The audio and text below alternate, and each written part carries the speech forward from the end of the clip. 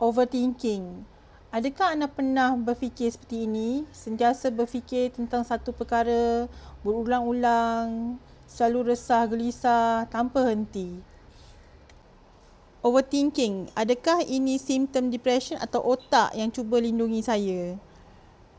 Pernah tak anda terfikir tentang satu perkara berulang-ulang walaupun anda tahu ia tak membantu langsung kalau anda berfikir tentang perkara tu? Anda nak tidur tapi otak tak berhenti berfikir.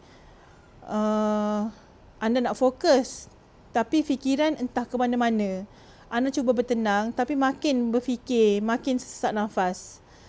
Soalannya, overthinking ni sebenarnya simptom depression atau otak kita sedang cuba lindungi kita? Hari ini, mari kita bongkar sains di sebalik fenomena ini. Overthinking bukan sekadar banyak berfikir.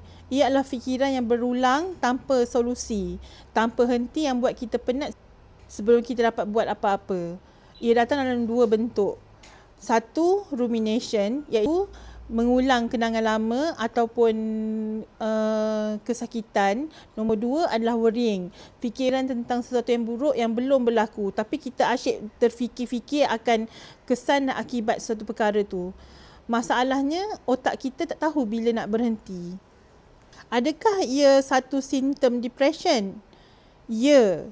Dalam ramai individu yang mengalami depression, otak akan masuk mood ulang fikir, ulang rasa, ulang salahkan diri sendiri. Kerana depression mengganggu sistem neurotransmitter seperti serotonin, dopamin dan noradrenaline. Bila bahan kimia ini terganggu, otak hilang keupayaan untuk menutup loop pemikiran. Sebab itu, orang yang ada depression, dia susah berhenti berfikir, susah hendak tidur, penat emosi dan rasa tak cukup baik. Bukan sebab mereka lemah, tapi sebab otak mereka sentiasa dalam mood survival. Dari satu sudut lain, overthinking bukan musuh. Ia mungkin adalah satu perlindungan evolusi yang mana otak kita dicipta untuk mengesan bahaya, menyelesaikan masalah, mengelak kesilapan dan juga mengambil risiko masa depan. Tetapi, apa yang melindungi kita dulu boleh menghancurkan kita sekarang. Contohnya lah, zaman dahulu, waktu Paleolitik lah kata, bahaya macam contoh harimau. So otak akan mengesan benda bahaya itu adalah harimau. Tapi hari ini bahaya lebih kepada emosi, trauma ataupun maybe komen orang lain. Tetapi otak tak tahu tentang perkara ni. Ia terus bekerja lebih masa. Overthinking ni menjadi masalah apabila kita tak bergerak, kita lumpuh membuat keputusan, kita hilang minat untuk membuat sesuatu, kita selalu salahkan diri sendiri ataupun kita rasa hidup dah tak bermakna lagi. Ini sering berlaku dalam depression kerana overthinking seolah-olah menyimbah minyak kepada api kesedihan. Semakin kita fikir, semakin kita sakit, semakin kita penat. Overthinking mungkin menjadi salah satu simptom depression. Tetapi ia juga adalah otak yang cuba melindungi kita. Tetapi dengan cara yang salah.